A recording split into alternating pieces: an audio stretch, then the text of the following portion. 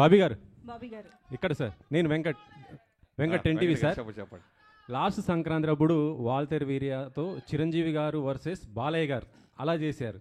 ఇప్పుడేమో బాలయ్య గారు వర్సెస్ రామ్ చరణ్తో చేస్తున్నారు. ఎట్లా ఉంది ఇది? ఏంటి ఇద్దరు? చెక్. నిన్న నైట్ ఈ క్వశ్చన్ తప్పకుండా అడుగుతాడు నాకు చెప్పాడు బాబు.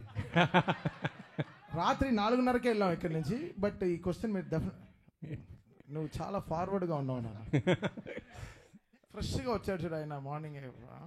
టిఫిన్ తిన్నారా? Idli. Yeah, last time Chiranjeevi గారితో వాల్తేరు పండగ కూర్చాం. ఇప్పుడు బాలబాబు గారితో వస్తున్నాం. నేను ఏ సినిమా చేసినా న్యాయంగా ధర్మంగా ఆ సినిమా తప్ప మనకి ఏమీ కనపడదు. పోటీలో మనం పెట్టాల్సిన ఎఫర్ట్స్ అన్నీ పెడతాం.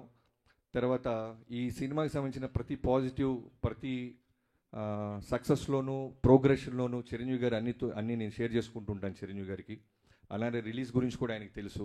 ఆయన కూడా మోస్ట్ వెల్కమ్ బాబీ అని ఆయన ఎంకరేజ్ చేసేవాళ్ళు. సీనియర్ యాక్టర్స్ గురించి మీకు తెలియదేం లేదు. సో సంక్రాంతి అనేది 2 నుంచి 3 పెద్ద సినిమాల్ని తీసుకోగలదు. సో అన్ని సినిమాలు బాగుండాలి, అన్ని సినిమాల్లో విజయం సాధించాలనే కోరుకుంటాం.